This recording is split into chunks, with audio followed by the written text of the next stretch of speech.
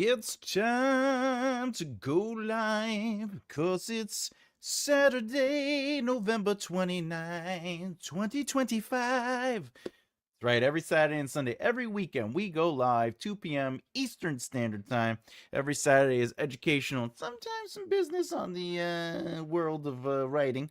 But every Sunday is also the Write a Book With Me series, which we are flying through. If you're joining me today, I have to let you know that today is a lesson. It's going to be some advice and mentorship. We're going to be talking about the author's guide to embracing bad book reviews and what that's about. Now, before I jump into it, we've all had bad book reviews, right? So today is really about the emotional resolve we have when we get bad book reviews, what we can do when we do get those book reviews, and how we can turn a bad book review into a better experience for you as an author and see where it takes you. Now, as always, if you have questions, feel free to ask. And also, if your questions, hello, Emma, Chabelo SB. If your questions have nothing to do with the lesson, that is fine. Remember, the weekends are for you. So I am a developmental editor and a writing teacher. So if you have any questions about your writing in particular, something you're struggling with, and you just need some advice, feel free to jump in and whoop whoop whoop, and I'll be happy to answer your questions, because that's what we do here. Hey, SB, what's up, flowers? Good news, flowers. I have thought about deleting the Man of War photo from the overlay section in my StreamYard, but I haven't done it yet. But I just want you to know I have thought about it. All right, if you don't know, there is a poll. What hurts most in a bad review? If you don't know, we like to do a poll and then talk about it at the end of the hour. Today is what hurts most in a bad review. We have they mocked the writing, they pointed out my weaknesses, they saw something I didn't, and of course, they were right and I didn't see it. I'd love to hear your thoughts on that, and we will talk about it at the end of the hour, or earlier, depending on how quick this thing goes. So I'm gonna read. I wrote a lesson. I'm gonna read through it, but again, please ask questions if you feel like you need me to talk about them. And what's up? How do we doodly y'all? How do we doodly y'all? I love it. All right. So the first thing we are going to talk about is the universal truth. The universal truth. Hi, Emma. The universal truth is, as we say, plain and simple, bad reviews are absolutely, without a doubt, guaranteed. You can pretty much thank the law of probability. The laws of probability suggest that no matter what you do, there's bound to be a result that is not in your favor. But one bad review doth not make you a crappy writer. No, I'd even argue that 30 or 40 bad reviews doesn't make you any less a great writer than the greats in this world. Oh, you might be saying, but Thomas, that sounds ridiculous. Don't believe me? Game of Thrones. Right now, you could go to Game of Thrones, the hardcover, on Amazon and see that he has 491 one-star reviews, and he also has 592 three-star reviews. This is George R.R. Martin. Now, here's the thing. Those 491 one-star reviews only makes up 1% of his total reviews. So readers are going to read and have subjective opinions when it comes to what they like and what they don't like. So just because you see a bad review doesn't necessarily mean you are a bad writer, because there is a thing known as subjective opinions, right? So if R.R. Martin is getting almost 500 one-star reviews, remember, it really does come down to the majority. But let's go into it a little bit. See, so if people give you a bad review, oh, what do we got here? I'm making a goat cheese and pesto pizza. See, you had me at pizza. Well, learning, writing, craft. Does life get any better? It can, but it involves a nice stroll around a park or a big pizza. Not a little personal pizza, a big pizza. All right, so let's get into this. So if somebody writes you a bad review, does so basically, does them not liking your book mean you can't write? No. Just because they don't like your book doesn't mean you can't write. It means they didn't like the book. It means they did not like your book for whatever reason. And sure, there's such thing as good and bad writing. Absolutely. Objective good and bad writing. But that doesn't mean a badly written book can't be loved and admired as much as good writing can be disliked. Now, writing, storytelling, and presentation are all different elements to the reading experience. Great writing can have poor storytelling elements, but be fantastically written, where craft is magical. Just as a great story can be poorly written, as much as a perfectly written storytelling experience can be presented badly. What we got here? High flowers, I am. A lot of the criticism I sometimes get is about not very important detail. And that is fair too, by the way. When you do get poor critique, we're going to go over that in this lesson. When you get poor critique that really doesn't have anything to do with anything, it's just subjective BS. You just go, Afghani, hey, hey. All right, so again, as much as a perfectly written storytelling experience is presented badly, writing by itself has all these different variations. Again, there is such thing as good writing and bad writing, but just because something is badly written doesn't mean somebody thinks it's a good read, and vice versa. It could be the most amazing thing written, and somebody could be like, I don't like that. And there's proof. There's 491 one-star reviews on Game of Thrones. So, you know, it's possible. Hey, Angel Faye. What's up, Thomas?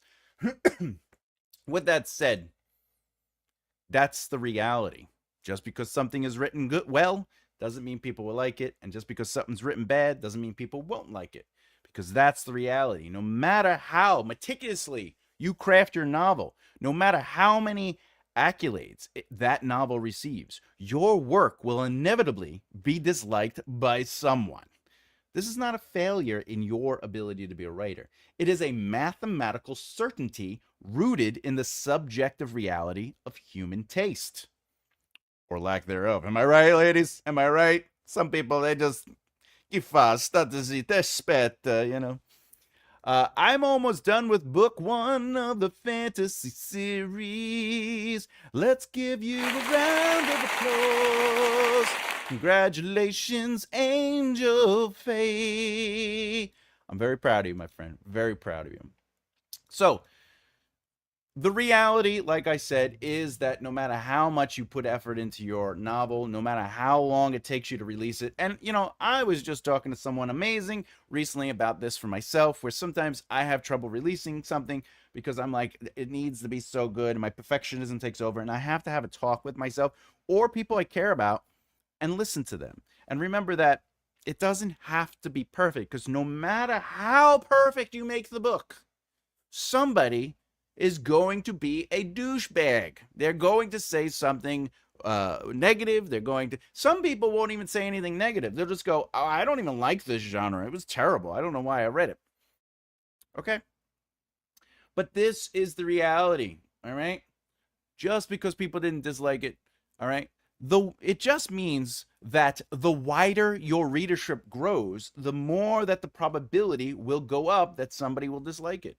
As you reach thousands or millions of readers, you drastically increase the likelihood of individuals actively disliking your genre, disagree with your themes, or simply had a bad day when reading your book. And this is the reality of it. This is the craziness. I have videos on this channel that have 3,000 or more views, and it's like 99.9% likes, and then there's like 3 dislikes. So does that mean the video is bad? Does that mean the information is poorly handled? Does that mean it's a stupid video because 3 people disliked it? I would even argue if there is 600 likes and 300 people dislike it, I think I'm still doing fairly well with that. You know, I shouldn't allow that to affect my approach. There's around 9 billion humans on this lump of spinning rock. So 500 to 1 star reviews ain't so bad. Agreed. Agreed. That's not bad at all. But it's also relative to how many reviews you have. He has 80,000 reviews on there. So that 500 whatever that is like 1%, you know? It like doesn't even matter. Cuz not everyone loves the Jets. And that is true and hopefully accurate. Soon, I'll be working on the book cover live on my Twitch channel. Oh, that's awesome, Angel. Angel Faye. We'll talk about that at the end of the hour. If you're still here, we'll talk about sharing your Twitch channel. Hey, Angel. Hey, Mom. All right. So, again, as you become more popular, it's going to be more and more inevitable that people dislike your book just because numbers equal stupid, right? People will just be like, you know what? It happens. Okay? I'm just saying. Now, an author who receives only 5-star reviews has not written the perfect book. They're likely just not reached enough readers yet. Or, the thing is, sometimes, if you only have 5-star reviews, it's usually a core group of people, your friends, family, associates, and of course, the people that love and support you.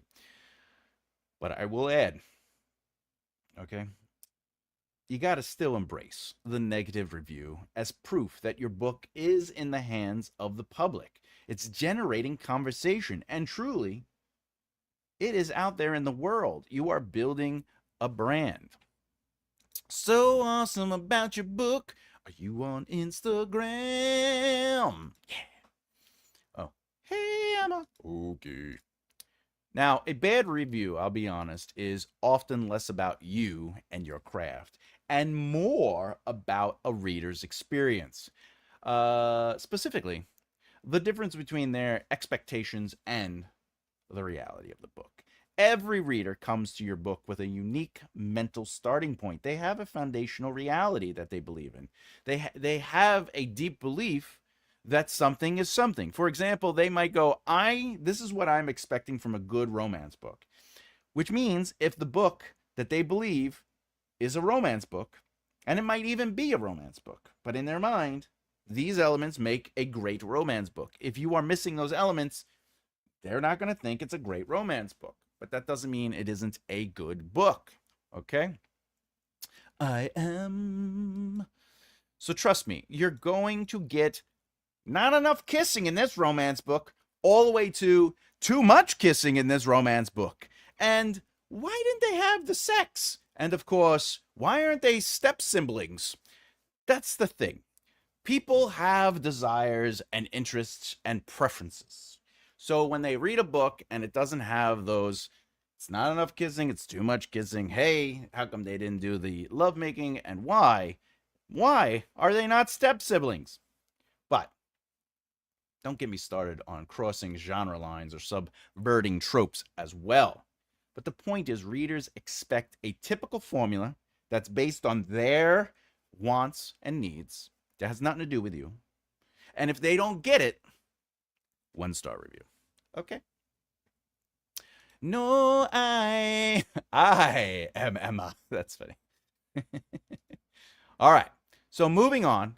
This is something that I feel really helps reverse the fear and the annoyance and the emotional disgruntledness of getting reviews. Helpful notes, edit for a new edition. Before I get started and take a sippity doo dah day, you're allowed to rewrite your book, you're allowed to edit your book, and you're allowed to adjust your book even after it's been released. Keep that in mind. Frankenstein was re-released with edits. The Hobbit was re-released with edits. And every time a book is re-released, where it's specially edited and adjusted, or it's a reprint, it's a next edition.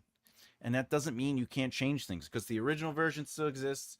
The version you never published, but is like the dream version before the edits exists. And of course, you can continue to redo the book. You can even create books for special editions and rework the book. You can then do, hey, here's a series collection. All 5 books are ready. You can collect them now, and deleted scenes are in the book, and I added chapters or whatever. You're allowed to do whatever you want. So keep that in mind. Helpful notes, edit for a new edition. The most immediate and practical use of positive bad reviews, basically reviews that have merit but aren't necessarily subjective, is how they can guide revisions and editing, primarily for your future work that hasn't happened yet, but also sometimes for your current book or the book you have published. Whether it's for the book they are reviewing or your next book in a series, whatever. Basically, what you're looking for is a pattern of complaints that are found in reviews. And if you are seeing that, it is basically a natural diagnostic report from your readers. And they are ultimately telling you, hey, these writing habits are appearing. They might not be saying those exact words, but if people are going, hey, I don't like the way your characters feel, the character was boring or flat, or, these books, they are so slow, or they're so dense. And if you get just the majority, remember, majority rules. If you get the majority of people saying, they just don't have strong immersion. There's very, very little immersion.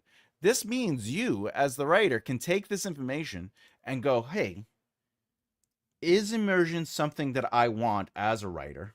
Do I want more immersion as a writer? Is it part of my authorverse? That's the first important part. We do not change for our readers, but at the expense of our author voice or what we're trying to accomplish. Though you will eventually find a stronger set in your voice. But the point is, if you're reading that you're not doing enough immersion, that's something to think about. And you go, you know what? Maybe I'm not. I thought I was. But if people are saying I'm not, I think it might be time to adjust how I do immersion. So maybe I'm going to dedicate my third draft to immersion. It's just going to be me reading through to make sure there's enough immersion. All right. So bad, quote unquote, bad reviews that are pointing out positive pieces of negative information. Basically, it's not saying I don't like romance, or I wish there was a minotaur, a female minotaur that made love to the Hobbit. That's not, you ignore that. Actually, don't ignore that. Write that book. But my point is, if people are pointing out like, hey, I wish there was more immersion in here, or they're mentioning how the immersion wasn't strong enough, or if they mention the pacing was weird. However, most people might not say pacing. They'll just say this book dragged on, or this book, like, it flew through and I didn't feel like I got to sit with anything. That's them basically saying something's wrong with the pacing. All right. I believe you're laughing at the Minotaur. I've been watching your videos. They're great. Think I'll do is set myself upon based on your advice. Excellent. I love hearing that. I'm Romance Emma on their videos. Thank you. All right. So my point again is, if you're getting consistent, quote unquote, bad reviews, people giving 1, 2, or 3 stars, and they're just making reference of basically beta reader, alpha reader kind of reviews, where they're just like, I just wish the characters were more present on the page, or I felt like the main character didn't get enough page time, or they didn't feel developed, or whatever the case is. Just pay attention to the consistency of helpful notes, because it'll help. It's something to think about when you're writing your current book or your next book. But more importantly, remember, you can always go back to the book that is getting these reviews and adjust the book and do another edition. There is nothing wrong with updating a book at all, I assure you. I know too. The baby's here. Now, if the consensus was like, hey, the antagonist feels like a mustache twirling cliche, then hey, maybe I'm not spending enough time developing the villain, or the antagonist, I should say, and not only their backstory, but maybe the psychology behind them. But the feedback is good. It's free, high-level developmental editing that you could ultimately apply to your process. And that's the genius about reviews. Not necessarily I didn't like this book or this book was good. I'll be honest; those aren't good reviews. They're just somebody, hey, I just didn't like the book. It had too many words in it. But when you're seeing consistent reviews that are basically giving feedback, developmental, and it's good to pay attention to that. But anyway. Oh, the other thing you could take notice of is, remember, small adjustments are always, they doesn't create a new edition. You need 20% of the book to change for it to be considered really a new edition. So if somebody is like, hey, especially if a bunch of people are like, I'm reading this and I don't think they know what's going on, because it said that they drove from New York City to California in 5 hours and it takes 3 days. So now it's your job to kind of go into the book and be like, all right, let me adjust that and just say instead of 5 hours, it was 3 days. Right? Like you can make adjustments like that without having to do a new edition. All right. You can edit misspelled words. You can correct grammar. All this stuff is not going to affect 20% of the standard. By the way, as an aside, if you copyright, which you copyright your books through the copyright.gov. If you make any changes, you do not have to recopyright your book unless, again, you do more than 20% to the book. And the 20% means to adjust or change the characters and the narrative itself. So if you copywrote a book that's, say, 100,000 words, and you did 20,000 words of revisions, you might copyright that book again, okay? Or do a second edition. But I will add, if your book is 100,000 words, right?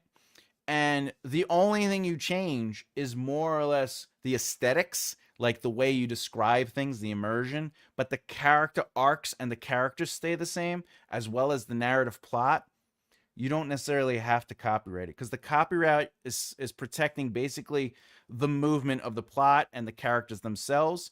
Because you can't copyright like words per se, but you can copyright the flow of words, right? But you don't own the rights to they rode a horse. You know what I'm saying? If they rode a horse. Hey, I wrote that in my book. No, I'll change it to they galloped. Oh, I galloped. Yeah, that doesn't get copywritten. That doesn't get copyrighted. I was just watching Emma go through a struggle. Yeah, they get all of her reviews for one book on Amazon. I am glad that got settled. Me too. Me too. Oh, that was a pain in the bummage. All right. With that said, let me say this much. My biggest point is, if people are leaving reviews that basically are like, I don't like XYZ. It was slow, it was too fast, or a million other issues. Know that at the end of the day, you can indeed edit, adjust, and re-upload. More importantly, you don't have to change anything unless the truth is revealed through majority rules. Majority rules tells you what to change, just as the majority of negative reviews are taking over your book. If you have 100 reviews and 60 of them are 1 to 3 stars, you might want to adjust the book or pay a little bit more attention to what's going on so you can make sure the next book doesn't do the same. Next point, let them have their moment. All right. Let me take a sippity doo dah day. Oh, and if anyone's jumping in the room, please remember there is a poll. We will be talking about it at the end of the hour. The poll is, as we say, what hurts most in a review? Since we're talking about reviews, we have they mocked the writing, they pointed out my weakness, they saw something I didn't, they were right, and I didn't see it. Let me know in the comments. All right.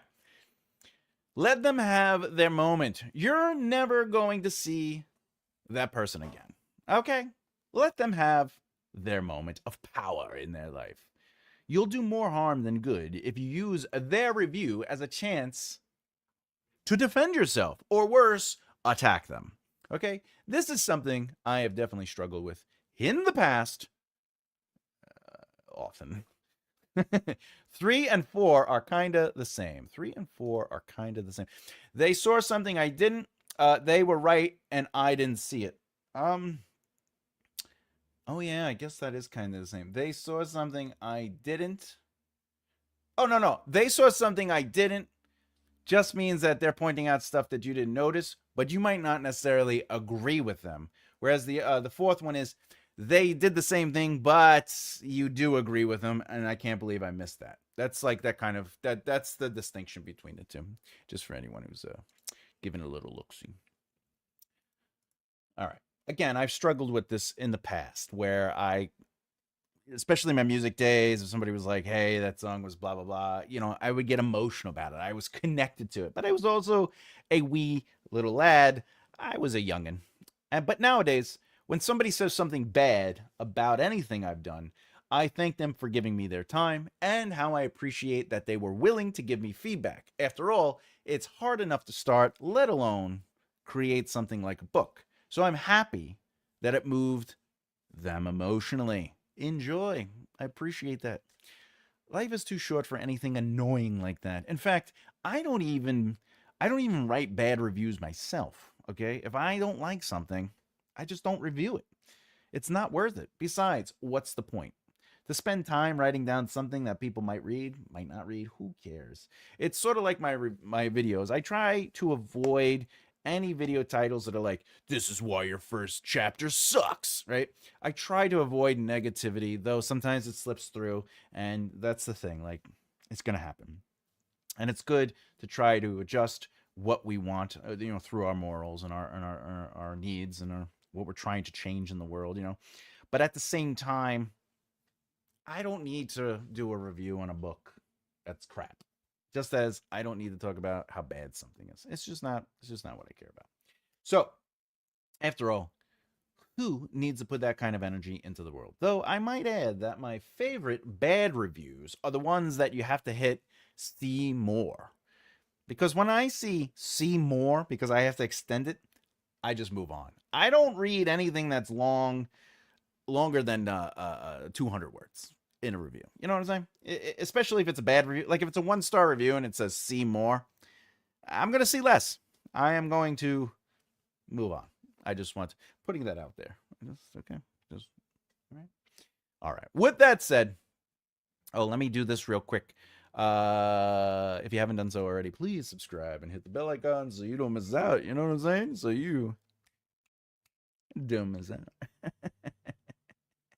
Let's get to the right mindset perspective, and then we can call it a day with the video, and we can give it to the floor.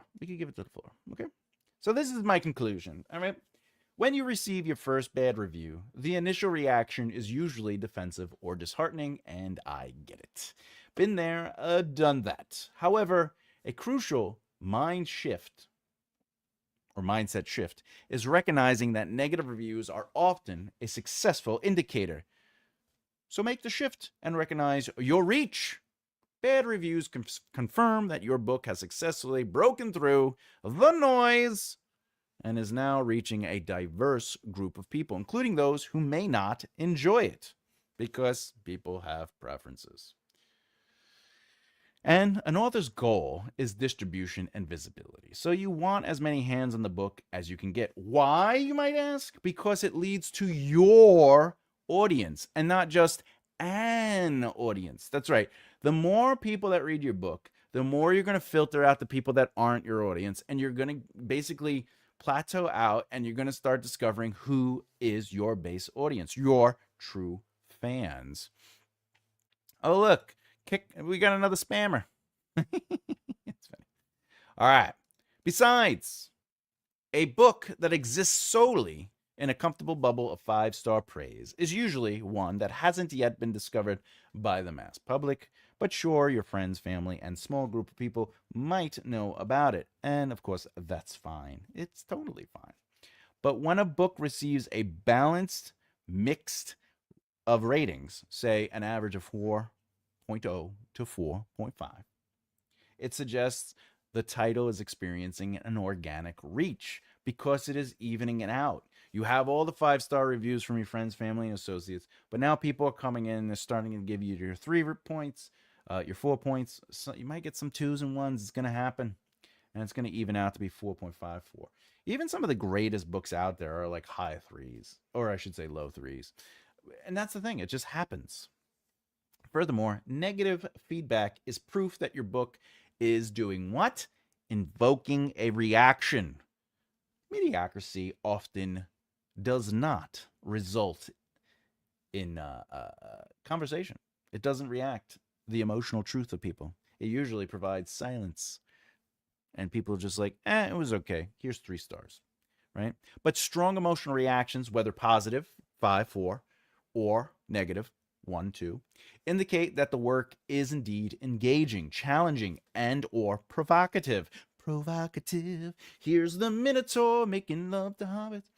The review, regardless of its content, contributes to the book's overall review count, which algorithms across all major retail sites do prioritize. They do like to see that people are not only buying the books, but they are leaving reviews.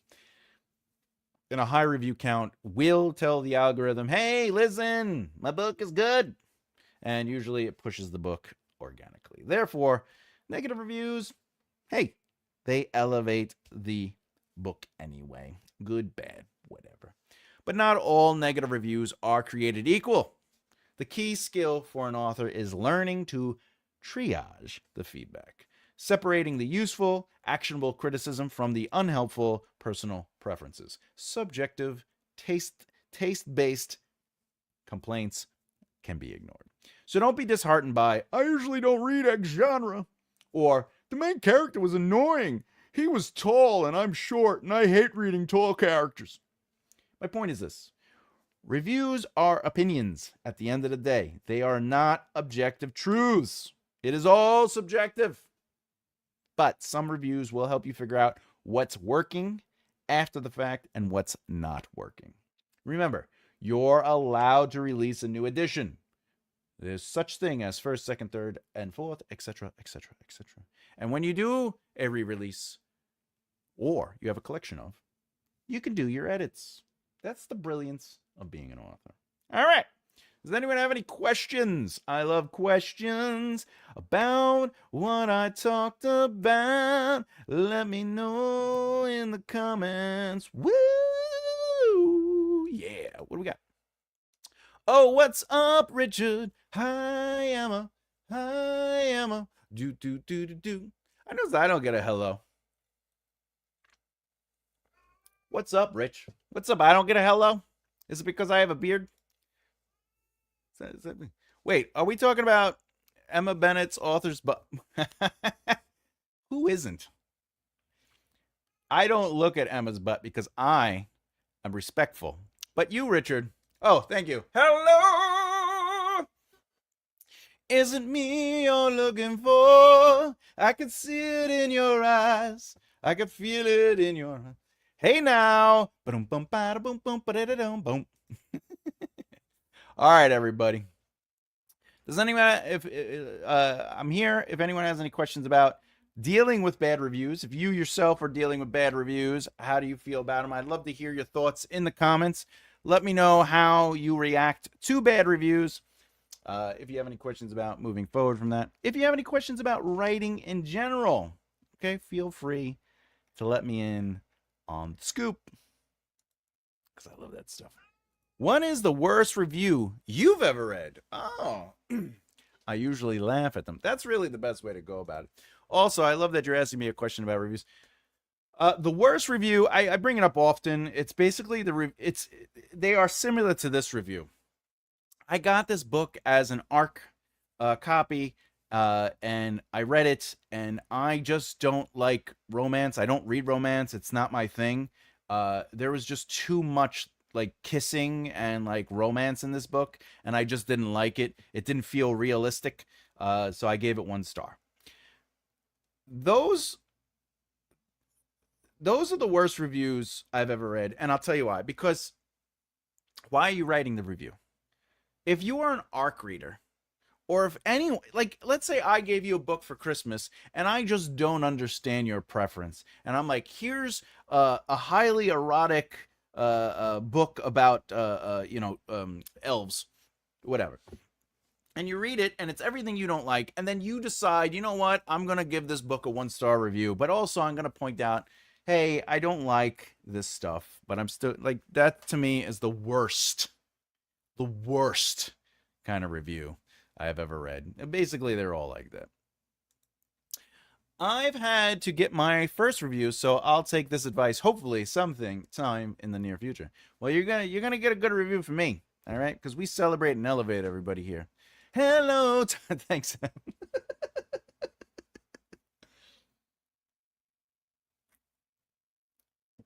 I appreciate it. Thanks. It depends if it's a romance or not. Well, but what I'm saying is, like, again, all right.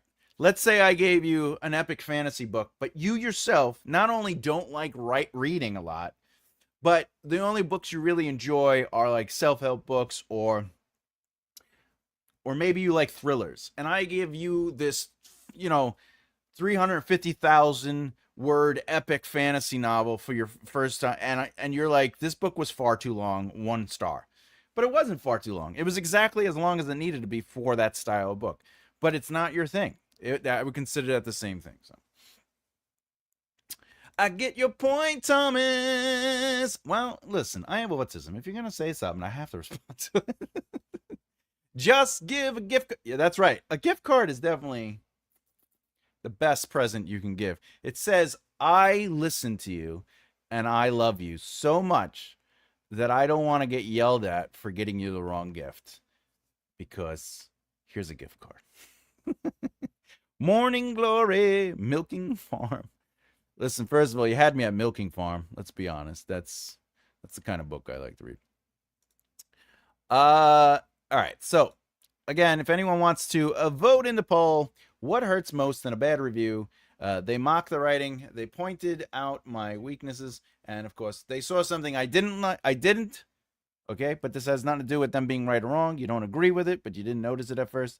And then they were right, and I didn't see it. Which means that basically you didn't understand. You believed one thing, but the way they pointed it out changed your position. All right.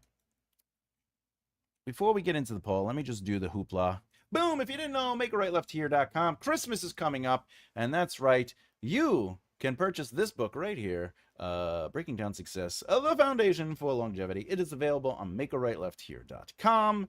It's a how to be successful book if you're a writer, entertainer in general. It's about building the foundation for success. There are 5 books in this series. This is the first book. The second book will be coming out soon. Of course, if you're into epic fantasy, Death of a King is available exclusively through Patreon. By the way, if anyone doesn't know, you can purchase Patreon gifts for other people. So you could be like, hey, I got you a month of this Patreon tier. Why don't you enjoy it? Here you go. Boom, bang, boom. This book is the first book of the series. And of course, this book, I am almost completely done with the 3rd draft. And this book, I'm really trying to get this book out for Christmas. I'll be honest. Most likely it's going to still be January as I suspected, because I have to format it and put it into the thing. All right, because I do my own formatting. I use the Adobe InDesign. Am I right? Am I right? Anyway, it is all available. So feel free. Make a right left here.com. Boom. What do we got here? I wrote a 240,000 word fantasy draft. Oops.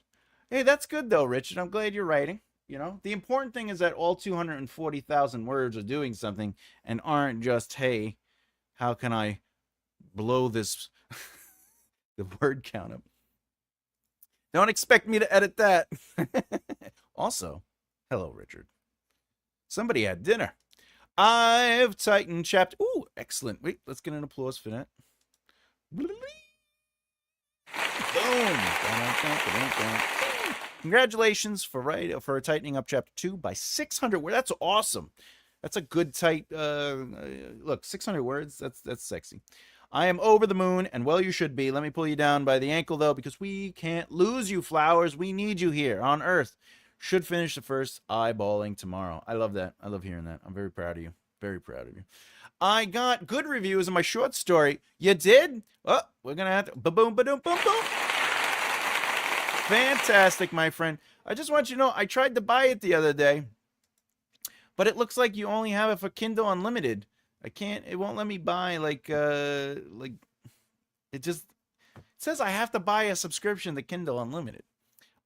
Which I know you wouldn't get anything for that really. You'd get like a pennies on the dollar. So let me know if you're gonna ever release a physical copy. How much would you charge? Me or Emma? For me, it really comes down to how long it's gonna take, sir. I did intentionally overwrite it quite a bit as I was having fun. And that's all that matters, right? See, that's the fear some writers have. Like, is it too many words? Is it not enough words? Just write the damn book. Have fun. Enjoy it. The book is about what you want to do anyway. It's art form. Enjoy. Hello, Emma. No. It was a free promo you could have gotten if a free. Oh, is it no longer free? Oh, but now the promo's over. That's all right. I would rather buy it. I want to support you, Afghani. I want to support you. I want to. Right? What do we do here? What do we do here on the show? We where is it? Where's my thing? We celebrate and elevate. Oh, I can't find it. We celebrate and elevate. January, good. January, good. A nice birthday prezi for me. Excellente. Woo! I love birthday presents. You know, you can't go wrong with a good person. It's feckin' hot out here. Well, isn't it reverse? Isn't like winter in the States, summer by you guys? I could be wrong on that. I appreciate it. You can buy it now. All right. Well, you know what's good? If anyone doesn't know this, Afghani's link is indeed in the description of this video and all future videos, along with other writers that watch and celebrate on this channel, that support it and come to the lives. If you end up liking the writers themselves from that list, remember, those writers do make appearances in, whatchamacallit, on the lives. So that's a lot of fun. Let's see. Gene. Where is it's because we do what we can on this channel. You know, it's all about doing what we can because we want to support. Oh, there it is. You can buy it, or 99 cents today. All right, I'll definitely buy the book today, my friend. You are welcome, because that's what we do. We gotta do that for each other, you know. In this day and age, right? Being an author, being a musician, being anything creative, the only way you succeed is by the people you surround yourself with. Network market practice, right? We need that circle of influence. We need people to know who we are, marketing, right? And we also need to understand the industry, which is the practice. Now, people who support people supporting people is just going to elevate the whole system. And this isn't just to Afghani, this is just to everybody. And I believe in this. I've been proactive in it. I even had the nonprofit Team Rise Together. Like, everything about working together, growing together, and rising together is something I have believed for many a years. And if you're not in the vicinity of me, but you are in the vicinity of other people, I implore you to grow your groups, to grow your circles, to grow your friendships, to get involved in your industry however you can, even if it's on a small level. Because at the end of the day, a successful author is not someone who wrote a book. It's somebody that wrote a book in a group of people that has their back, as you would have their back, because people are going to support and push and talk about things, and just it's all about networking. It's so important. So important. I know I go off on tangents sometimes, but I believe in that. I went with my strongest story. I have more, but I suspect it will only go down. Don't say that, buddy. Don't say that. Don't say that. You got to believe in yourself. You got to remember, all great writing is rewriting. I have a group of 3 starting in January. That's fantastic, SB. I love hearing that. That is beautiful. That's good news, too. It's very good news. You never know. You never know, you know. Even Brandon Sanderson and other authors, they have their writing groups. You know, of course, their writing groups are probably they're more peers than, you know, like Brandon's not going to hang out with like a high schooler who's just starting to write.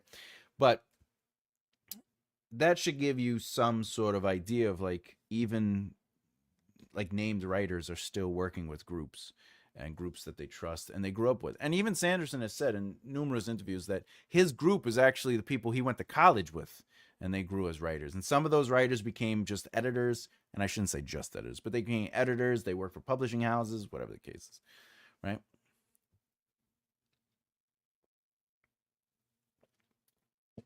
All right, let's do this poll. Let's get this poll.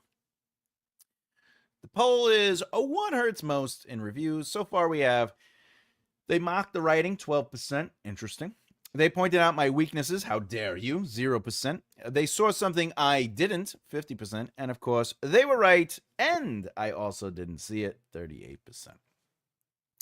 Boom. Let's end it. They saw something I didn't.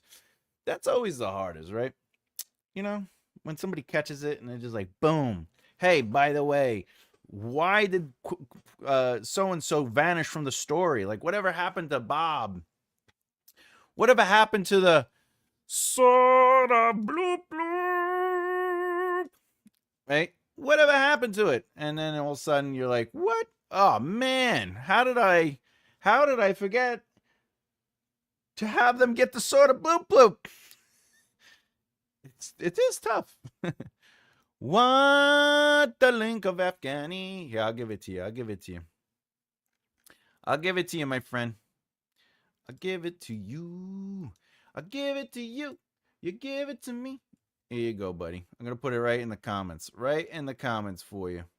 Because I love you, am. There you go, buddy. Should be able to just click that.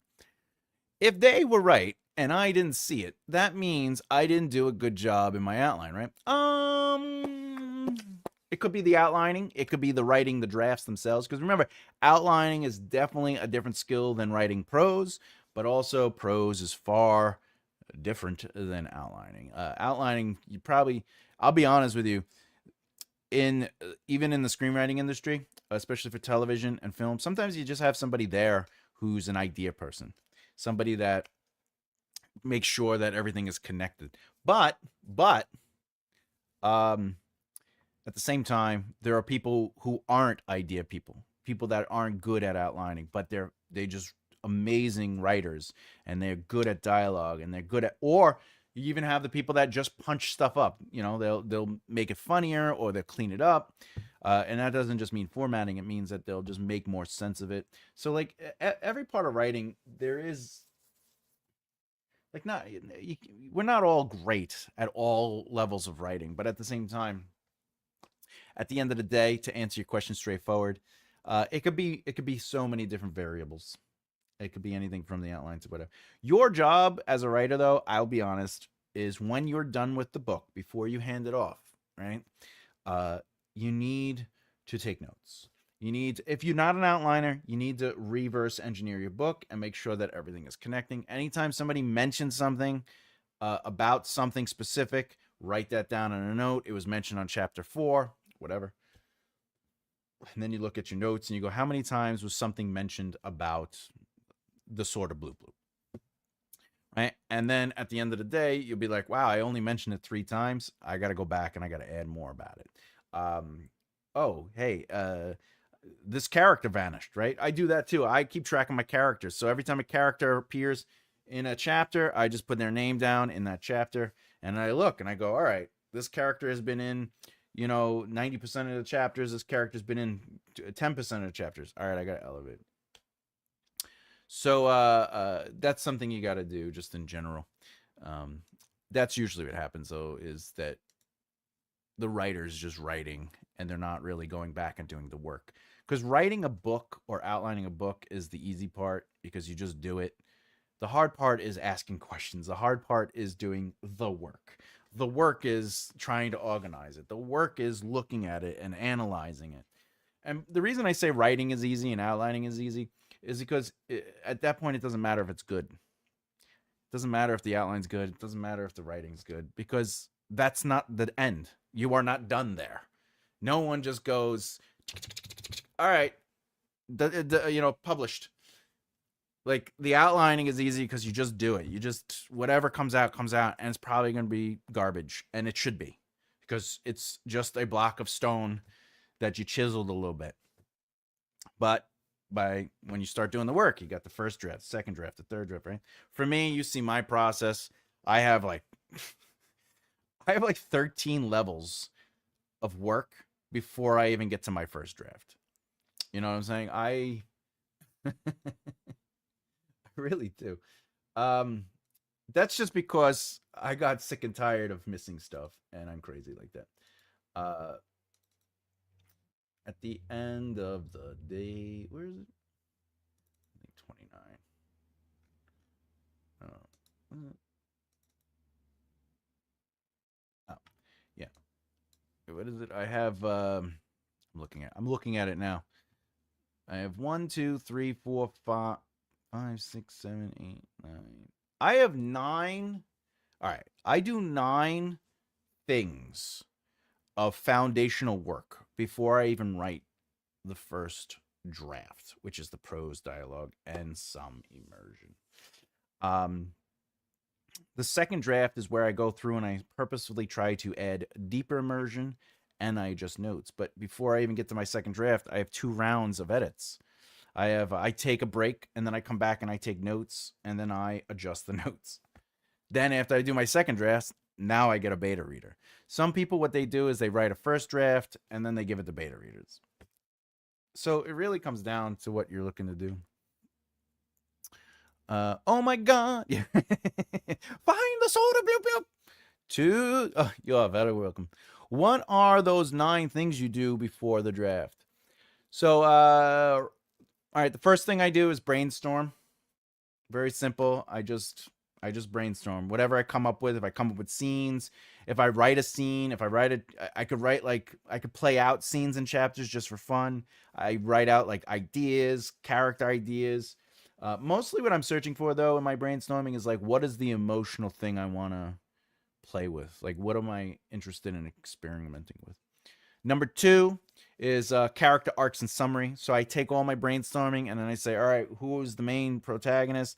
Is there a secondary, third, or fourth protagonist? If so, what do I want to see them accomplish? What is their main? I'm not worried about subplots. Not at that point. Character arcs and summaries are all the character's main arc. What are they? Even if it's flat, I'm gonna write them. Then the third thing I do, number 3, is I do the short form outline, which to me is I take the protagonists and I take their character arc, their main one in summary, and I write basically 1 to 3 sentences, 1 to 5 sentences per plot point within the 27 plot point outline. I use the 27 plot point outline. Very simple. It's just what just needs to happen in each of those beats. How do I set up the ordinary world? What is the inciting incident? What is the reaction to it? Etc. Etc. Then I take that, and number 4 is I extend that into a longer outline. I basically take those plot points, and then I figure out how many chapters I need per plot point. Then number 5 is I do my 0 draft chapter outlines. This is not a traditional draft where I'm writing prose. It's me just mapping out the pacing and the idea of what's happening in those chapters. Number 6 is I just take notes on my 0 draft. Number 7, I adjust my 0 drafts. And then number 8 is I actually hand my 0 drafts off to my alpha readers.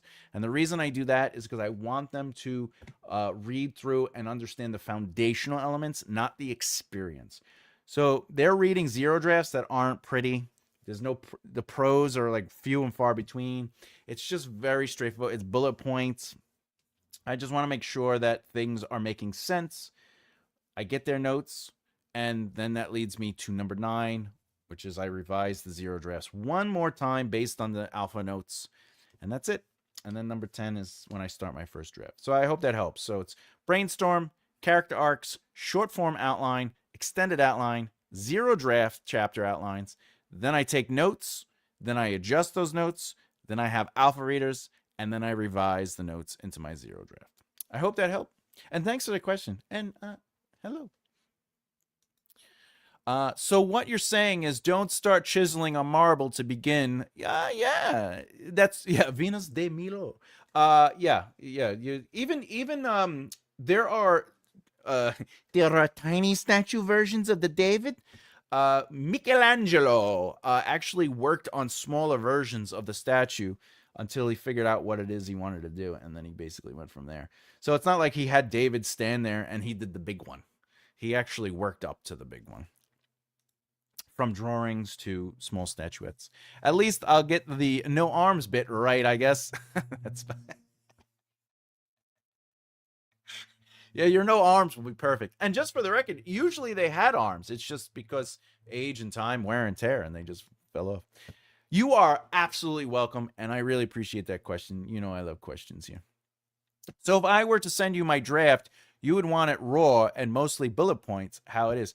If you're asking for alpha reading, yes. If you're asking for developmental editing, yeah.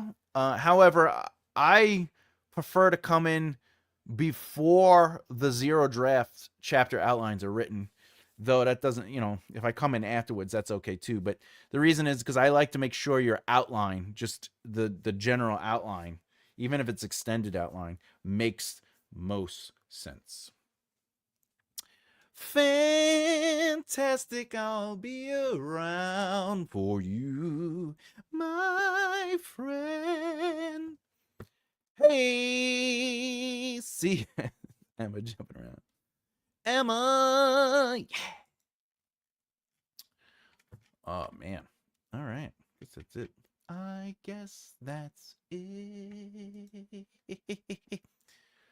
Oh, by the way, CS. I don't know if you know this, but you could download my writing process. It's in the Right Mindset folder, but I'll just where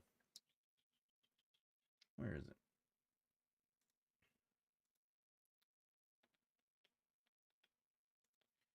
If you're still in the room, here, you could go right there. You could download it. This is technically the old version. It's the newer version. The new version is actually cleaned up and articulated a little bit stronger in the book, in the book that I'm writing, the 27 plot point outlines. That book, this one right here, will have a detailed explanation of my process, and it actually breaks down every element of outlining. And also explains what narrative is. It's not just like, these are 3 things you should do to outline your book. It's a full engulfing experience of outlining. Good to know. Thank you. You are welcome.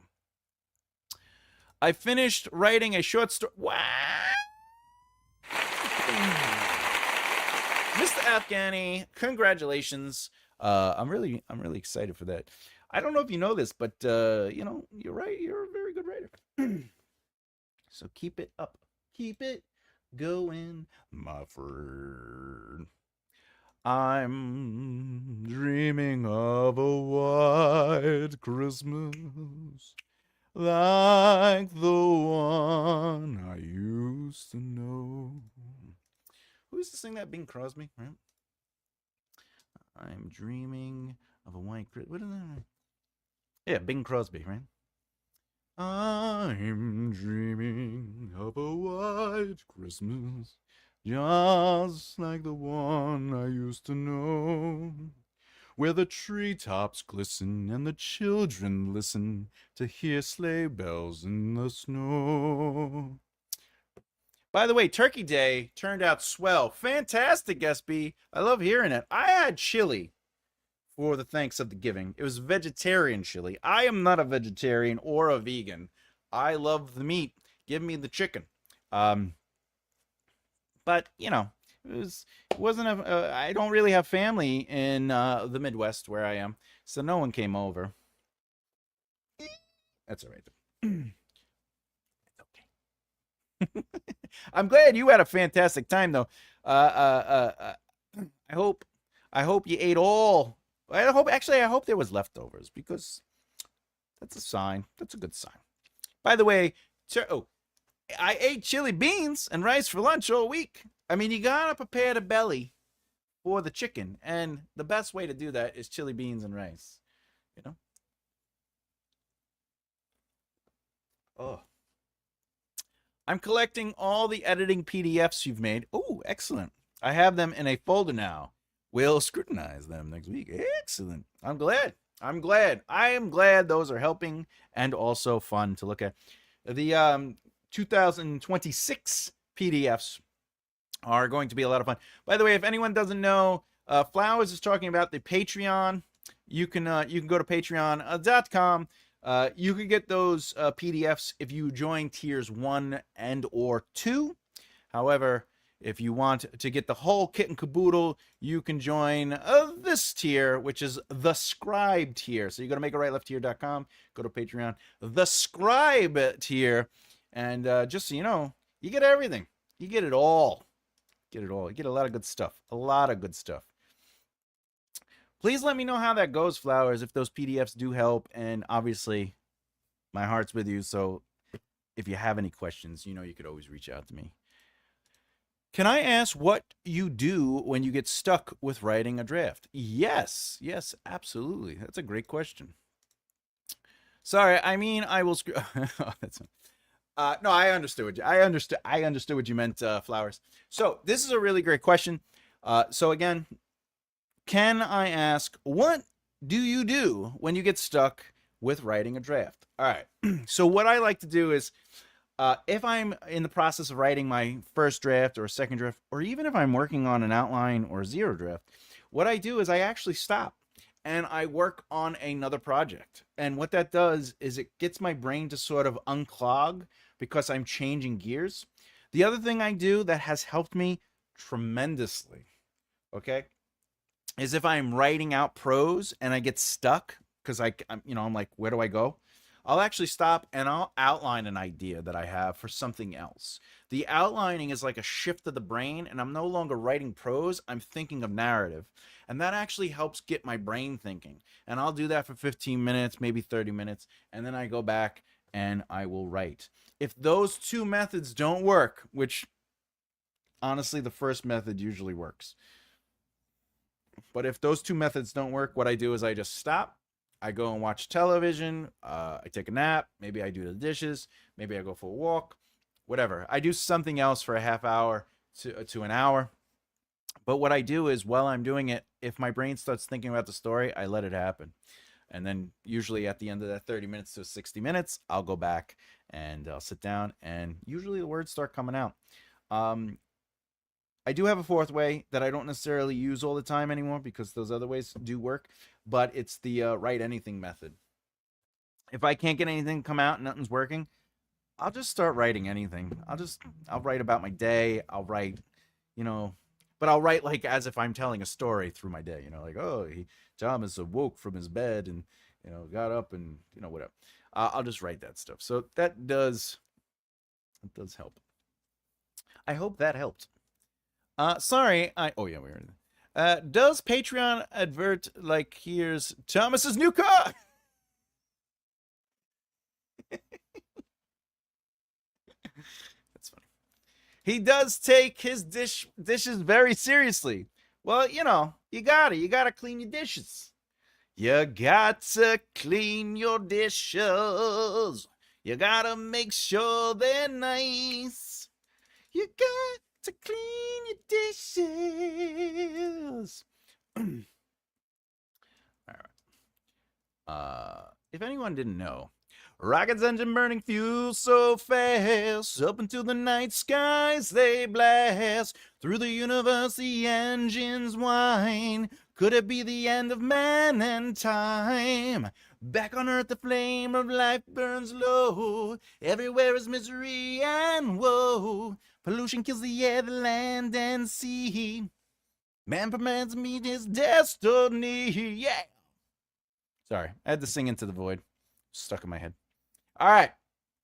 Is that it? We did good today.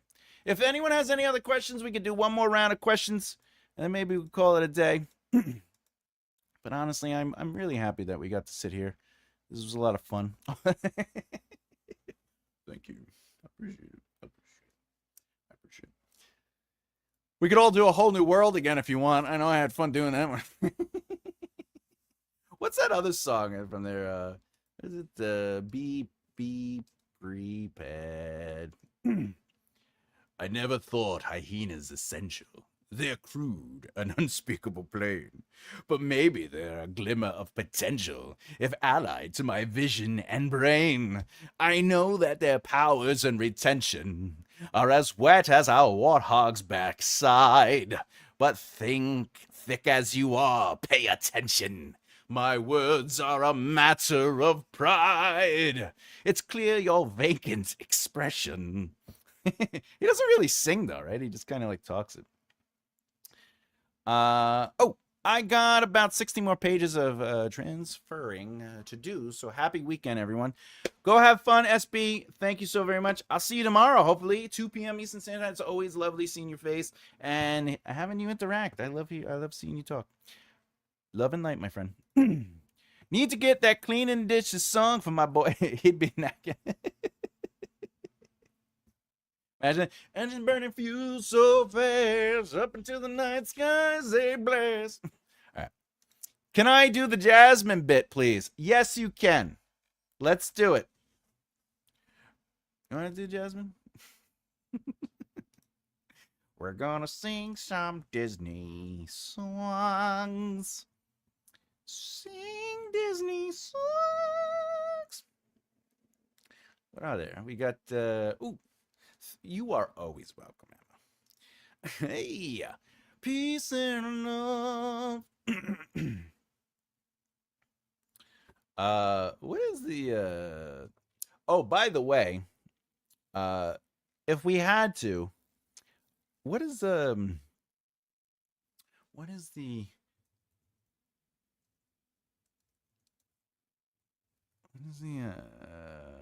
oh what's that one? Let it go, let it go. Can't hold it back anymore.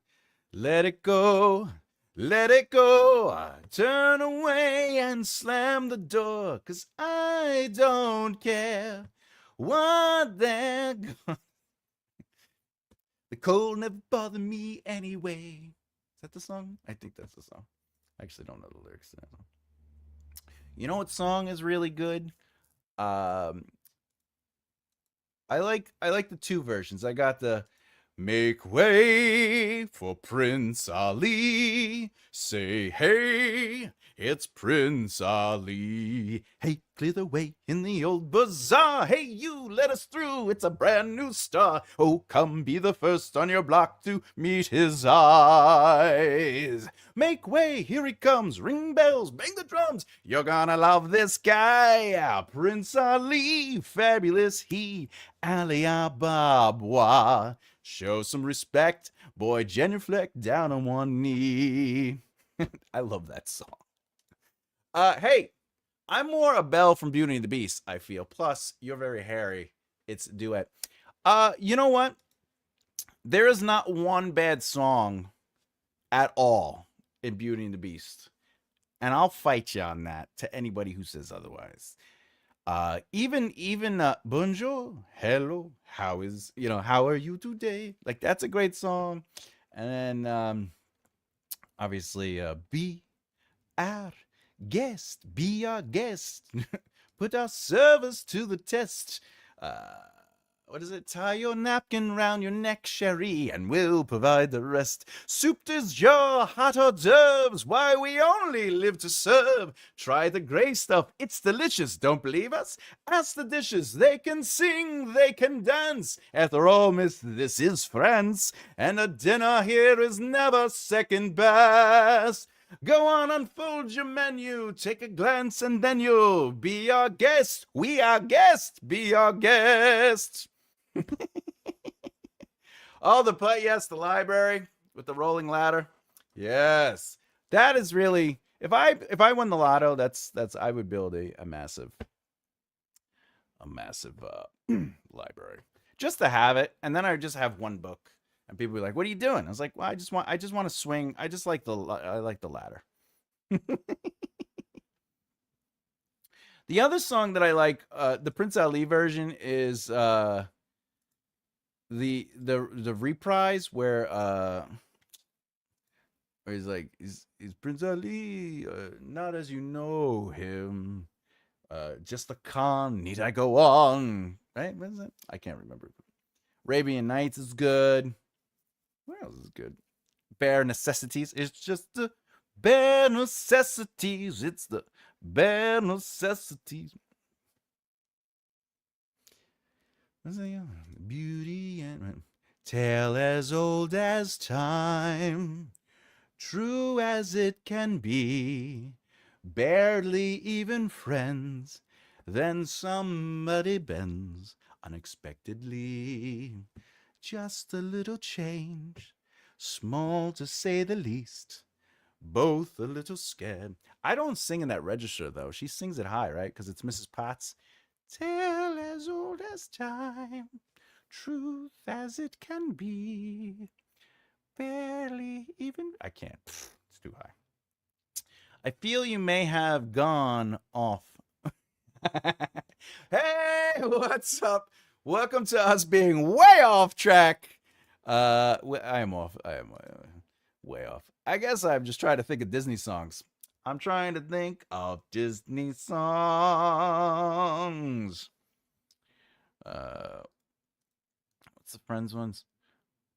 Well, Alibaba had them 40 thieves. Shere Khan had 1,000 tails. But master, you in luck, cause up our sleeves, you got a brand of magic, never fails. You got some power in your corner now, some heavy ammunition in your camp. You got some punch, pizzazz, yahoo, and how. See, all you gotta do is rub that lamp, and I'll say, Mr. Aladdin, sir, what will your pleasure be? Let me take your order, jot it down. You ain't never had a friend like me, yeah. Life is your restaurant, and I'm your maitre d'. Come on, whisper what it is you want. You ain't never had a friend like me. Okay. Has some great. Moana. Oh yes. Oh my God, Mulan. Oh yes, those both do have a. I don't think I could sing those songs because they're girl the higher registers. Right? I wish I could. I guess I could sing them deep. I could sing them deep. I don't know them very well though. I know "Kiss the Girl." I know. What is? Oh, didn't they? Aren't they making the live action version? I think you need to get some. I do. I do. I'll make a man out of you. Go for it. I'll make a man out of you.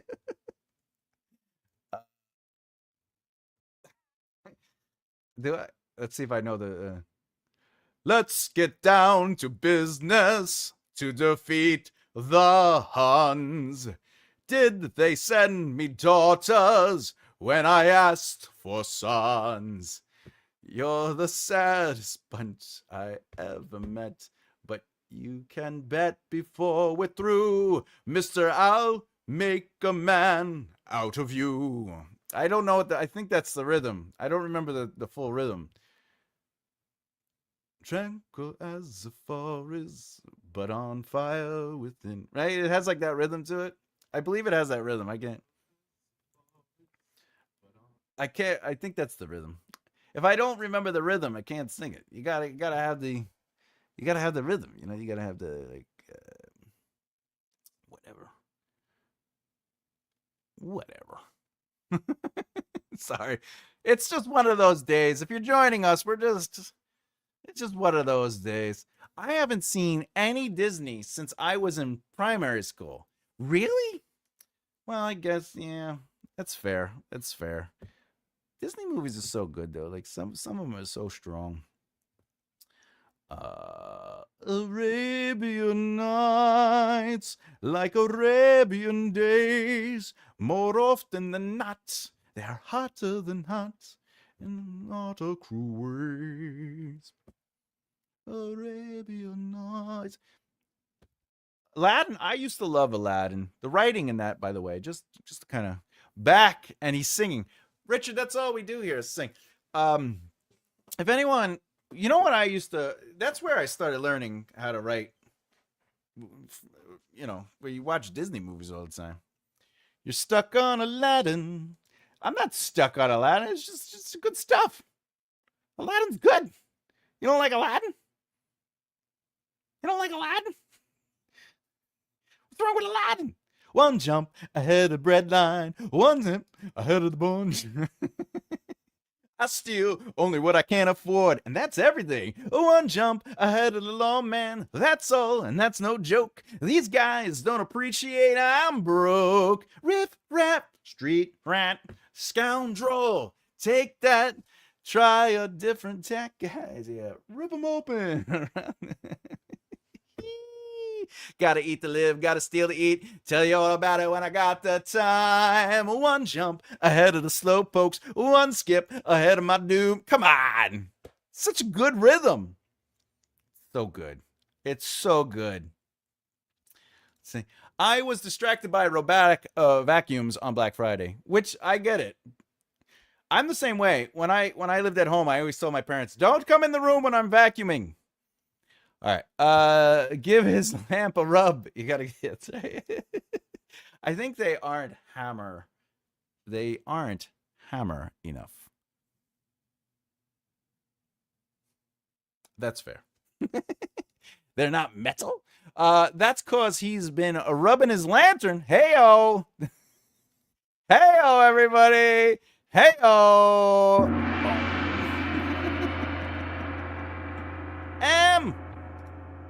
I didn't think the government let us see that stuff anymore. That's funny. I think I need to put Thomas on a 25-minute loop for my writing sprints. I seem to be flowing at the moment. Hey, that's what happens. That's what happens. You know, get you excited, get you all into the mood. Boom, boom, badang. Bring back. If you're not into metal, you are not my friend. Heavy that's all. Whips and posers, leave the hall. There you go. You got some Manowar? You happy? I gave you some Manowar. I know what you really want. Manowar. Okay. I'm trying to look for a very specific song. I can't remember it. Whatever. I tried. To defeat the Hans. I don't remember. I wish I could remember the rhythm because that is a good song. It has a good the ensemble piece is strong in that one. What we got? Maybe it's because whatever. I did enjoy that. A Girl Worth Fighting For. That's a Milan song, right? Isn't that Milan? Can't remember the lyrics. I've got an anvil.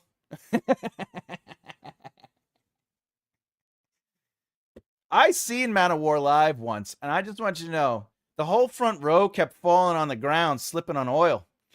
Very uncomfortable. And when the singer sang, oil just what you really, really want. All right.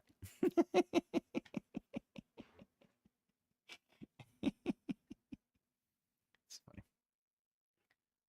What is the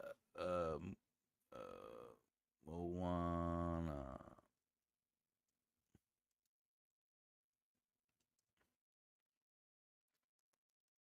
Is it? Yeah, I don't remember the I don't remember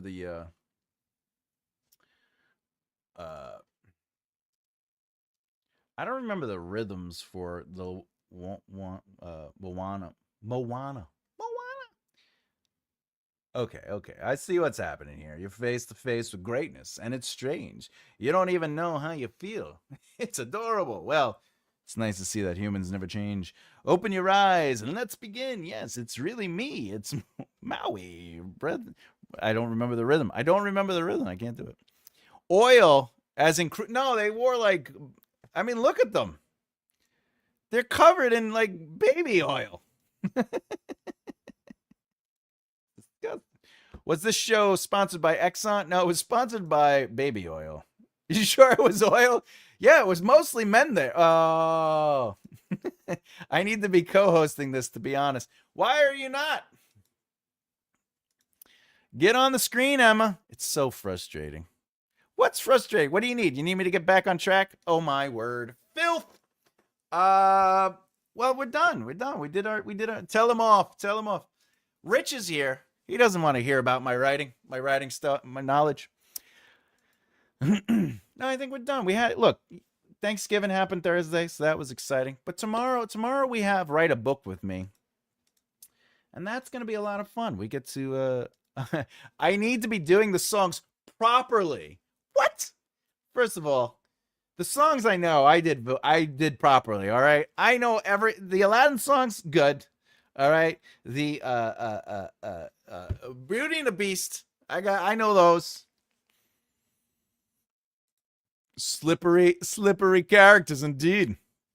I would never tell Thomas off. That's because you love me. I will pay to hear Emma sing. Sing. Now sing. Oh, that. Oh my God. That song. That song is amazing. You poor unfortunate, right? That song. First of all, first of all, uh, the only way to get what you want is to become human yourself. Can you do that? My dear sweet child, that's what I do. It's what I live for, to help unfortunate merfolk like yourself. Poor souls with no one else to turn. I admit that in the past I've been a nasty. They weren't kidding when they called me, well, a witch. But you'll find that nowadays I've mended all my ways, repented, seen the light, and made a switch. True, yes, and I fortunately know a little magic. It's a talent that I always have possessed. And here lately, please don't laugh, I use it on behalf of the miserable, lonely, and depressed. Pathetic. You poor, unfortunate souls, in pain, in need. This one longing to be thinner, that one wants to get the girl, and do I help them? Yes, indeed. Those poor, unfortunate souls, so sad, so true. They come flocking to their cauldron, crying, spells Ursula, please. And I help them. Yes, that song is so good. Oh my God, I rock, Ariel. You want to do the part? Now sing.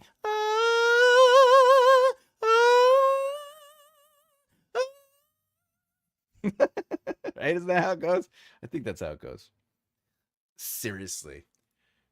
You'd have a great voice for. Oh, I love Phantom Mother.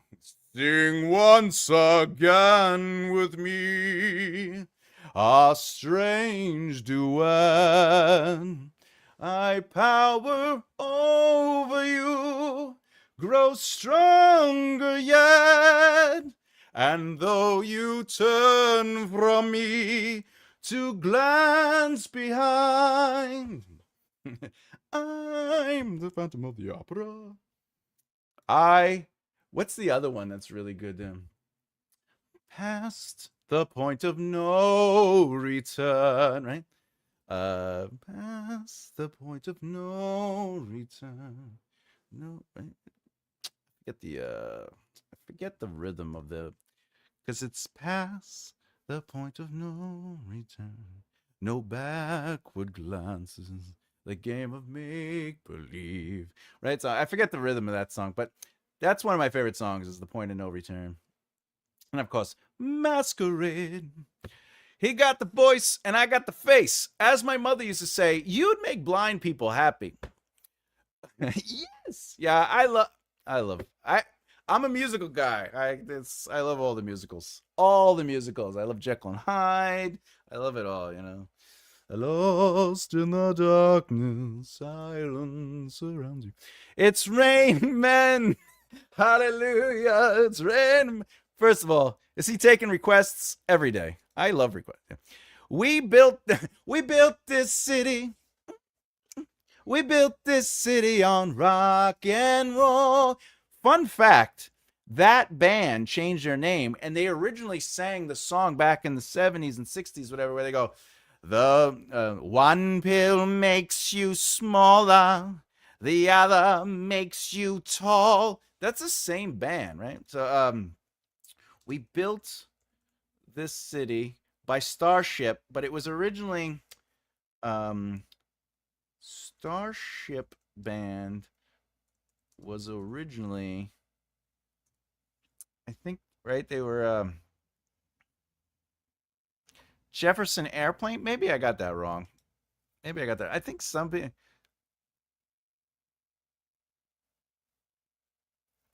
Oh, it's a legal dispute. I could have swore they were the same people. I could be wrong on that. Don't take my word on that. That too. I was doing one for you, Emma. We built this city. Why, you like that song, Emma? You like that song? Isn't that We built this city.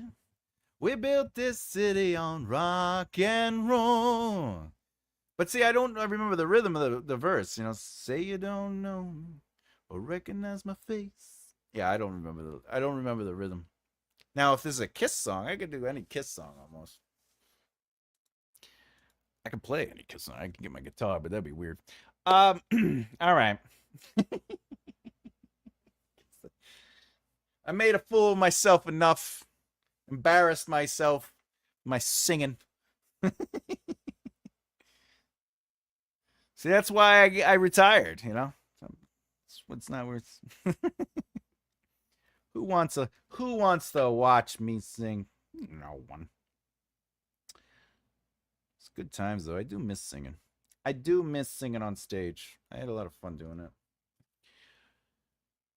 No one knows the verse. No one knows. What's that other one? No one knows what it's like to be the bad man, to be the sad man behind blue eyes. It's just the one line. Oh yeah, we built this city.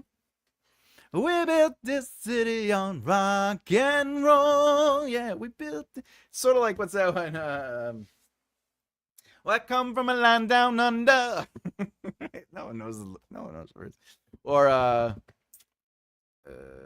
what's that other one that got really famous, but like no one really knows the lyrics? It's I can't remember it. Doesn't matter. All right, everybody. I had a lot of fun always. Saturdays are a lot of good times. I promise you, if you're just catching me and you're like, what the hell's going on here? I do talk about writing. It's just after the first hour, we kind of just sit down and have fun. I answer questions if people have them. But the first hour is always educational. Speaking of tomorrow, 2 p.m. Eastern Standard Time will be Write With Me series. We are on, what are we on? Episode like 47 or something like that? We are far into the fun of it all. That's all I know.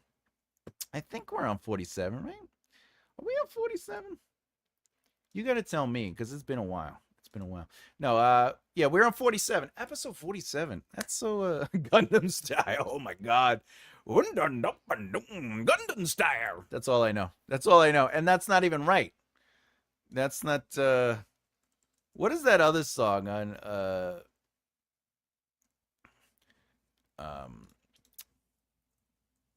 what is that song that became? Mama don't know daddy's getting hot at the body shop doing something unholy. He lucky, right?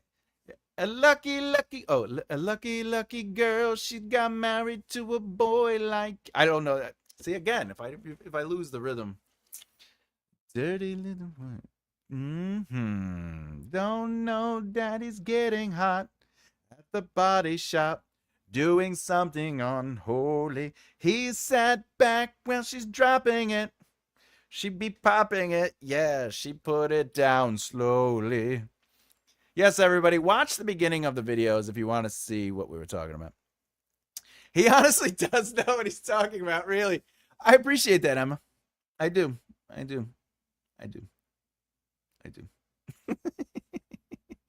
Mommy, don't dance. All right, that's it. I'll stop torturing everybody. I think we're done. We did all the buy me stuff, right? Did we do this? Remember to subscribe and hit the bell icon if you haven't done so already. I promise you I talk about writing. Also, my buddy has a book out. It's in the description below if you didn't know. Forbidden Planet. Enjoy. Boom. Zhang. All right. Lost in translation, but near enough. That's right. Lost in translation. All right. I think I'm done. I'm going to, I got to get to work. I got to get to work on the 27 plot point outline book. I am trying to get that book out by Christmas, but let's be honest, it'll probably be out January. To everyone out there, just know that I love you always for supporting and showing the love. Please be cool, elevate, and celebrate. I'm Thomas J. Bellezza. As always, keep developing the right mindset. I'll see you next time. Bye.